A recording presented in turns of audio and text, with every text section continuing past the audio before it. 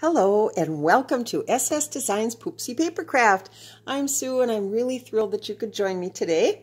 And first, before we begin, have we got some fun things to do?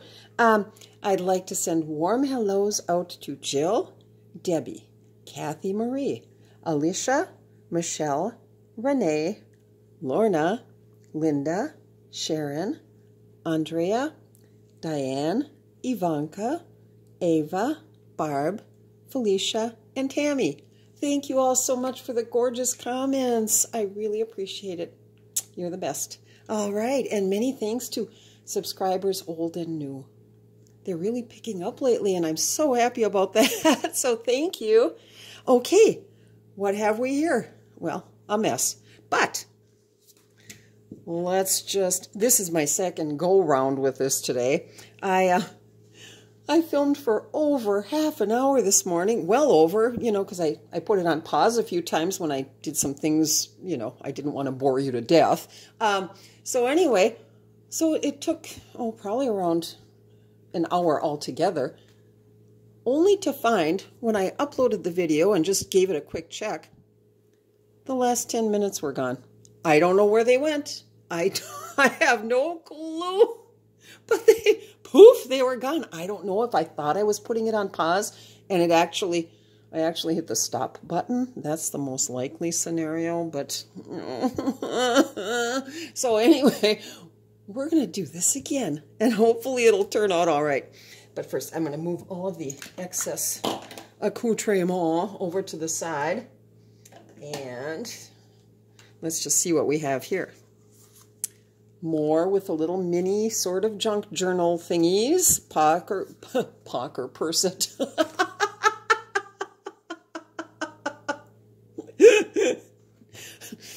Oh, that was me slapping myself. Okay, out of the silliness. Purse or pocket size little sort of mini junk journals. So let's take a look. Okay, we did this one. This got Tim Holtz paper. Now, you can dress these up further if you wish. You can leave them perfectly plain. This one is magnetized. Magnetic closure. I love that sound. Okay. Oh, look at this. Everything you need in such a little convenient, cute little size. So, we've got a space for all sorts of journal cards and writing papers. And by the way, these they're in the back of every Tim Holtz paper, 12 by 12 paper pad, the little tiny ones. He's got the 6 by 6 and then, a couple of different sizes, and you cut them apart if you wish. They make the perfect journaling cards. I just backed them with coffee stained paper, stitched around the perimeter, and that is that. How cute. Do I have that upside down? Yeah, I surely did. So anyway, I made this has a little pocket, a big batch of journaling cards to go inside, and I know I'll never get them back in, so I'm just going to leave them like that. I mean, I would get them back in, but you don't need to be bored by me diddling around with that. And here we have little journaling pages in the sort of matchbook style. So that all just folds up like that and snaps shut.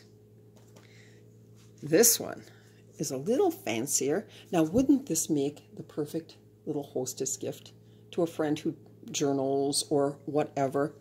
Anna Griffin paper, Anna Griffin flowers. Now, I hung them over the edge, but what I did was, in order to remove the stickiness, I took some talcum powder and just rubbed it in, and gone. Stickiness is all gone. And then on the inside, we've got more Anna paper, which complemented, it's a basket weave rather than a floral, and it complemented this paper to perfection, I think. And here we have some pretty Mrs. Coggs little journal cards. I think these were embroidered flowers, if I'm not mistaken, something like that. We'll slide right back in. And now here, I didn't do the coffee stain paper. I just trimmed off some regular copy paper to fit. Staple that in, and that is that. Snaps closed again.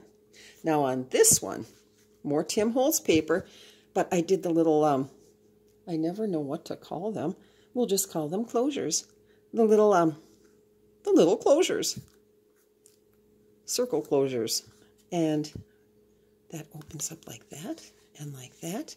We've got more journaling cards, and we've got writing papers, journaling papers. And this time I put a little thumbnail catch in the pocket. So let's get started. Where do we begin?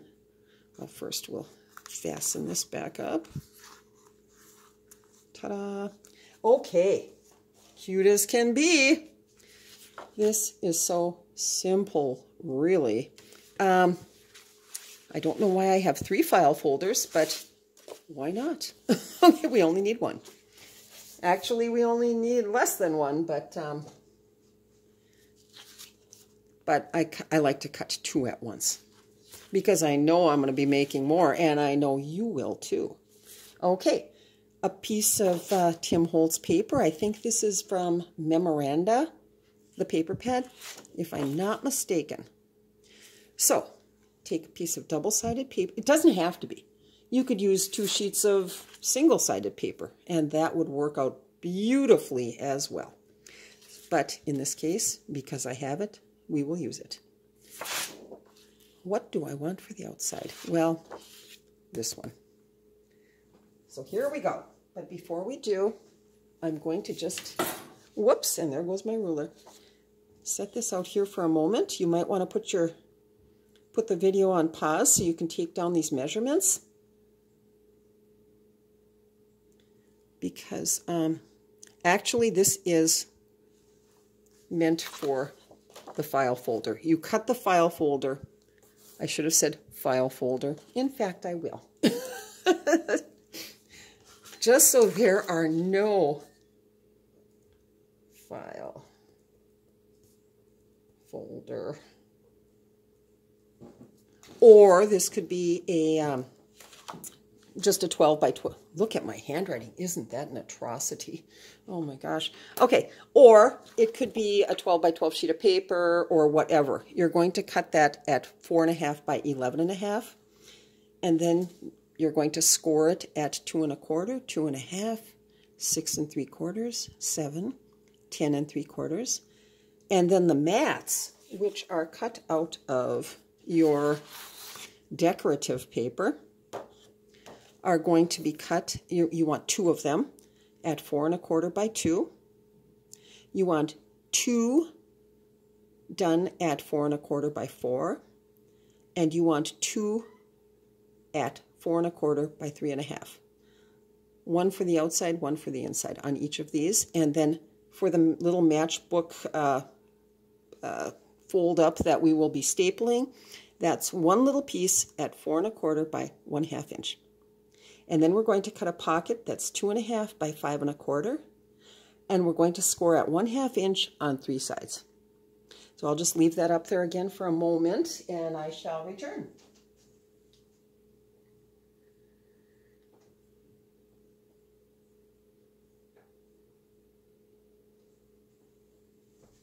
Alrighty. I hope you all got that.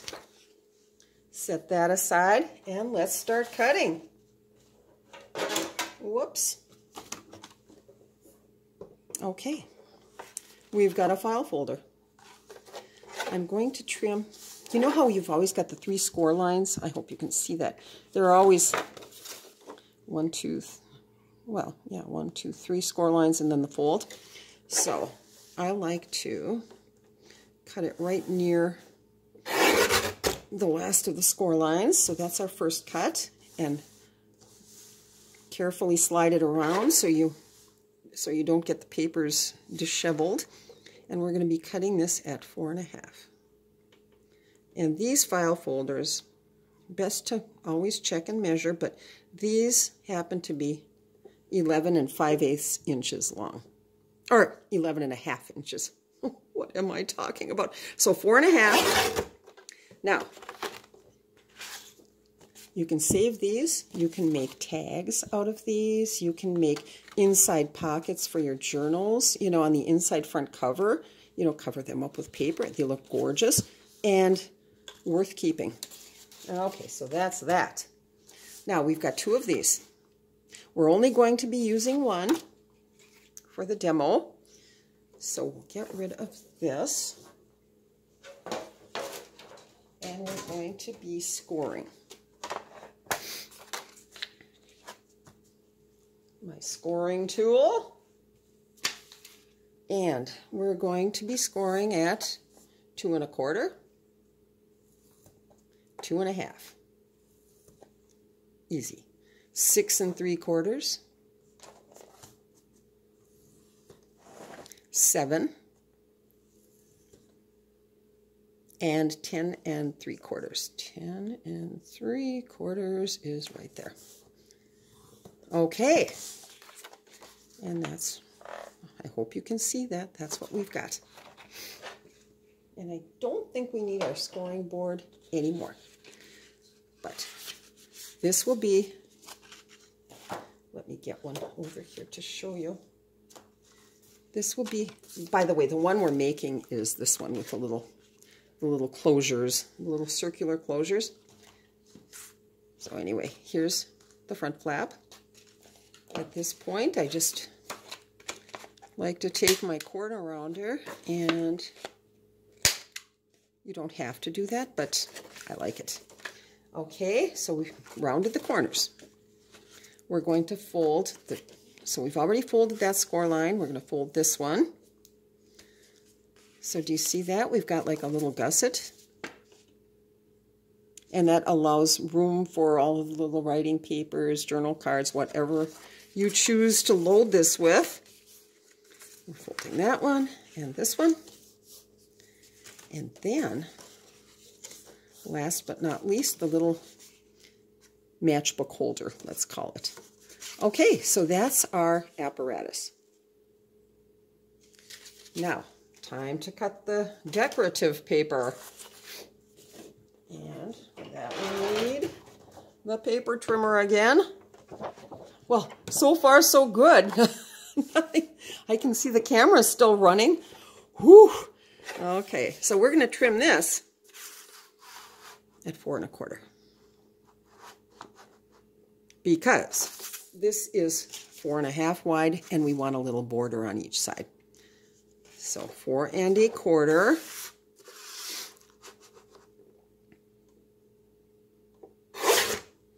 And we have our first. This is our outside paper. So I kind of like this print down here, calendars for the something or other, for the church, I think it says. Accurate information, stars with something.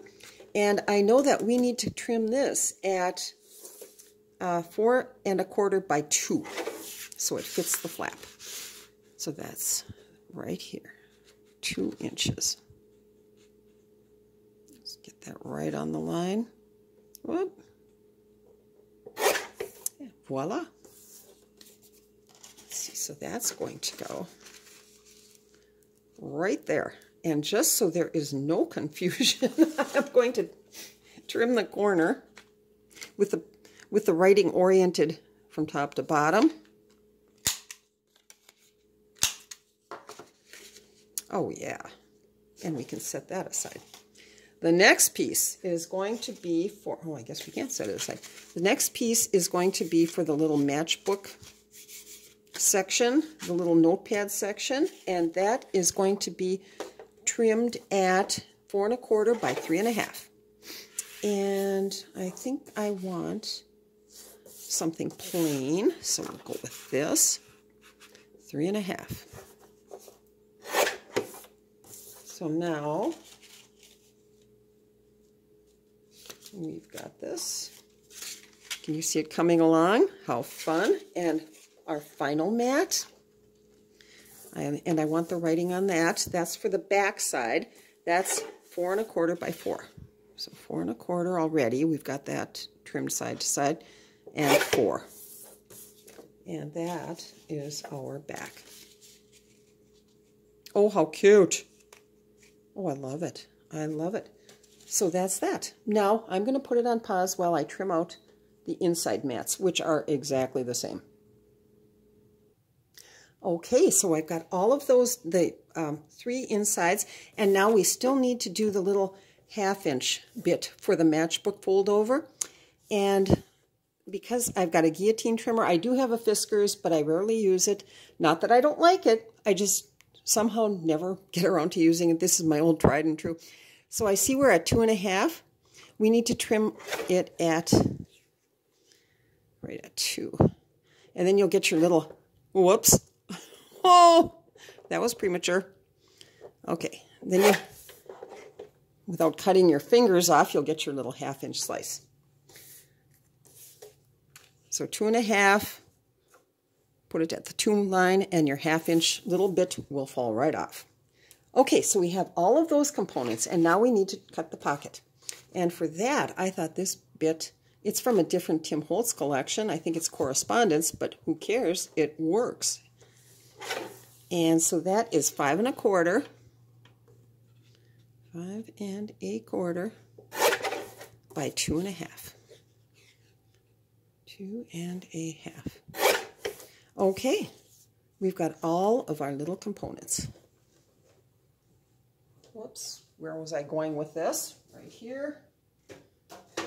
Okay, now where we'll, no, we're going to save that for last.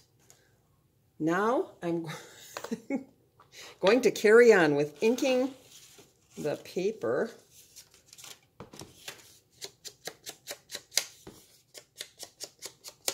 And you would continue to do this with every little piece you've cut, every little mat you've cut. And for the inside, I'm using the opposite, or the back of that page, which is just a very nice, subtle sort of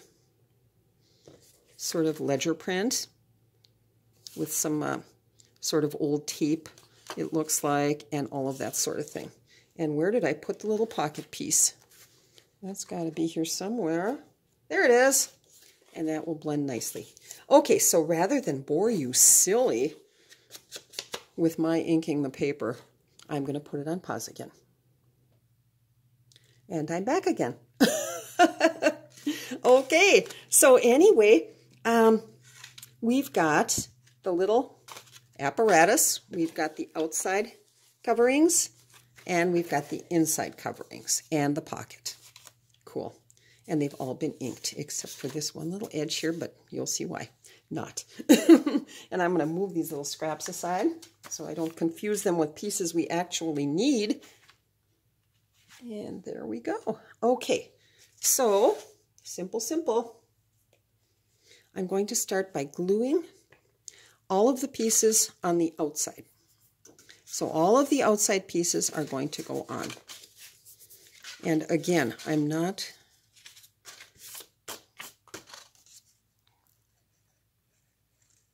going to bore you by doing each and every one of them, but I will explain 2 little things while we go about it. You want your orientation of your words, if there are any, or of the paper to go in this direction for the front.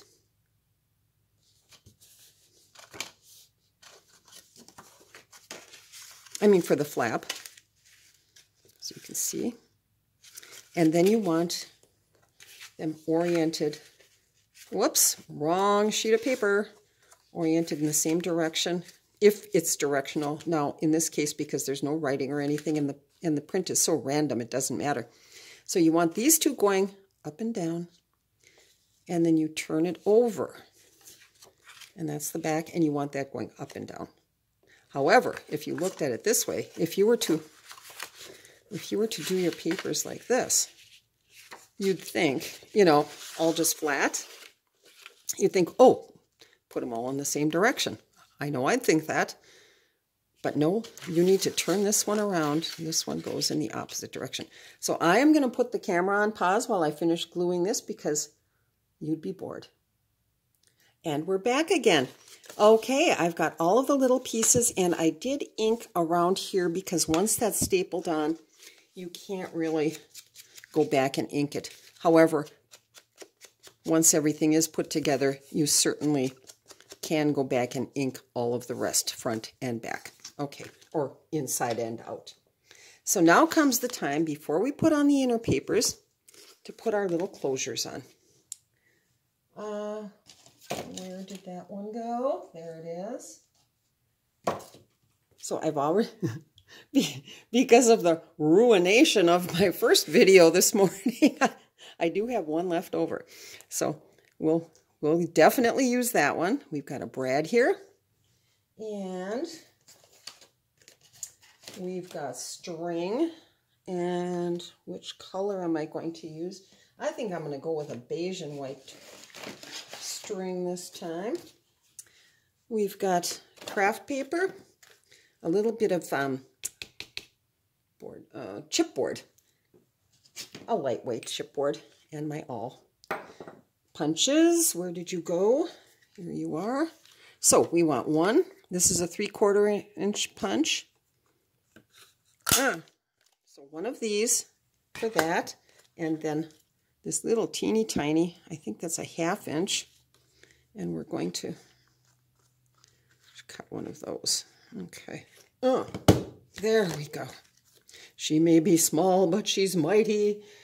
So we've got those. That's our chipboard. It's hard to see against this gray, so I'll flip it over to the white side. And then we want 2 of the 3/4 inch circles out of the craft paper. And that's that. Okay, I can put these things back in my traveling box and grab my embossing mat, because we'll be using that in a second. But first, we're going to glue. We're going to make an Oreo cookie out of this. Here's the inside. And we're going to glue one piece of craft paper to the front. We're just going to sandwich it in there between 2 pieces of craft paper. So it's craft paper, chipboard, and craft paper. There we go. Alrighty.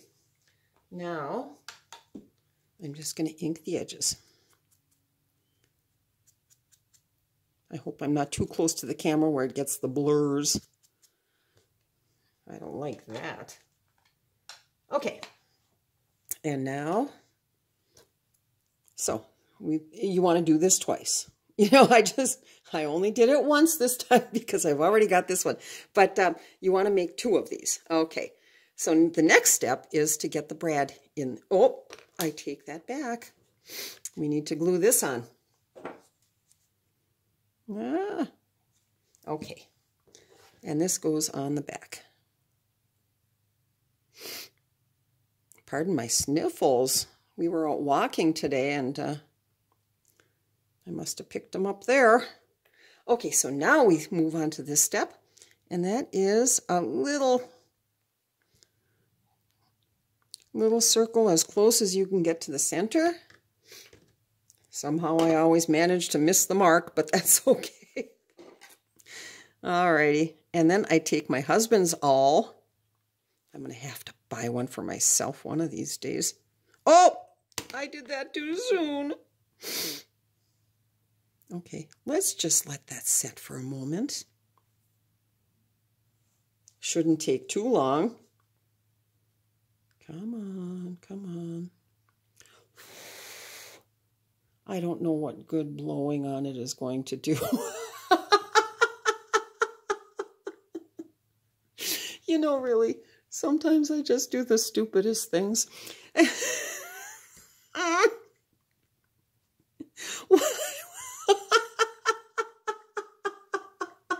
Okay, laughing Jack. Calm down.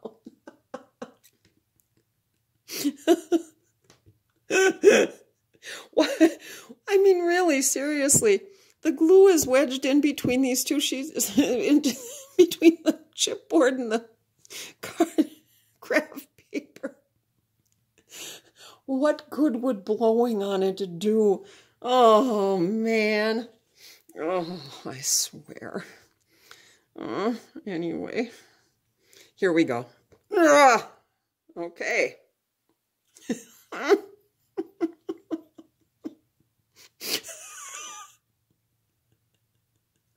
Oh, I'm sorry. Okay, that's enough. And yet, on top of it,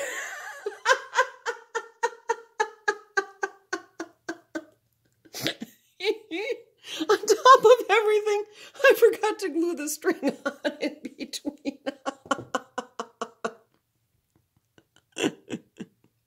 Okay. Oh my gosh. What a dope. Okay, we're gluing the string on. Let's just get that, kind of off to the side of the hole I've already made. And now we're going to glue this on once more. Oh, gee.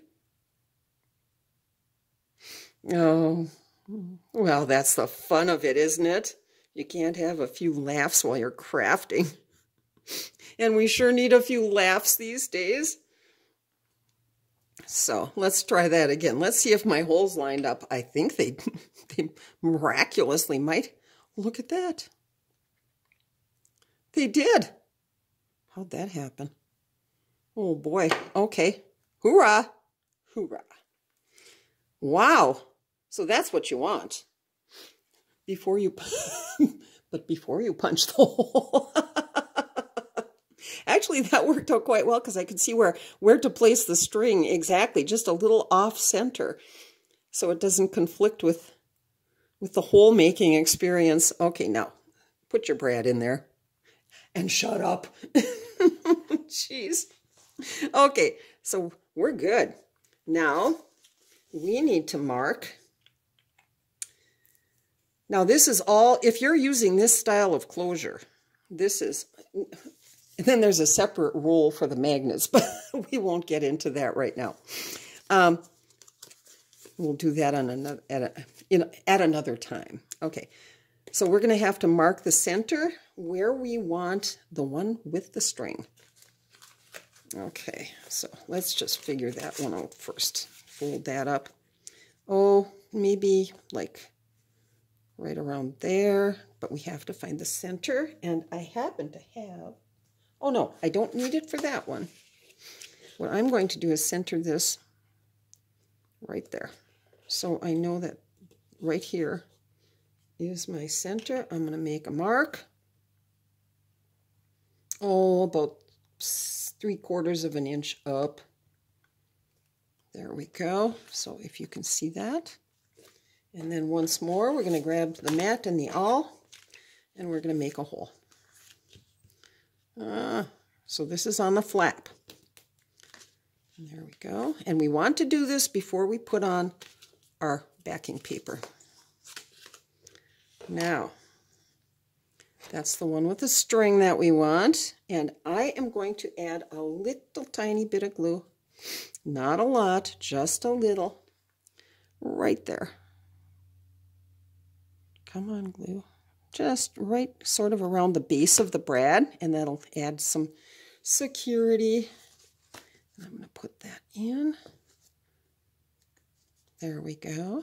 You don't want to put too much glue because then you won't have room for your string to wind around. So just a little to hold it in place, and then we're going to spread out the prongs and flatten them. And then I'm going to take a little narrow score tape. You could use wider score tape. I would have, had I had any, but I just ran out. So I've got little 1/4 inch score tape, and I'm just going to put that right there.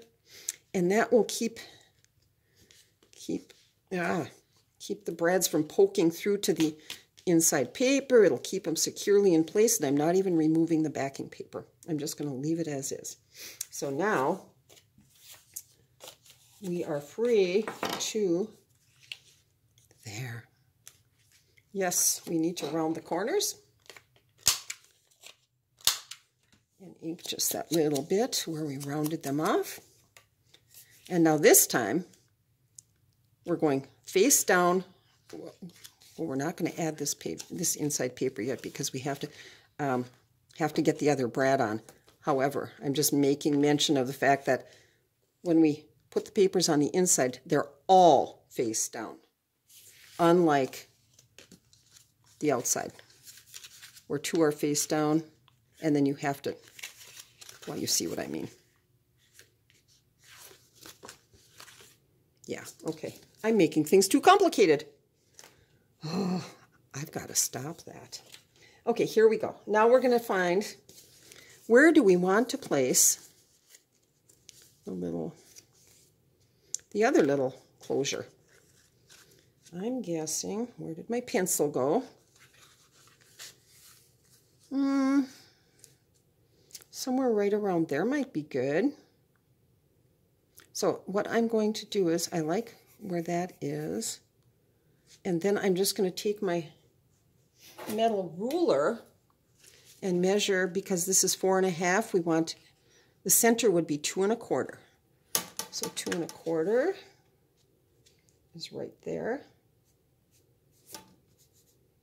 And it's kind of one of those X marks the spot deals right there. That's where we want to make our hole. Get out the awl again. Make our punch. There we go. And erase the lines we've made. Ta-da! Okay, now where did my other little thingamabob go? I know it's in here. Well, my goodness. Could you hold for a second while I put this on pause? It'll turn up. And it was hiding in the dining room rug. Oh my goodness. But I found it. And here we go. So we are going to just put this...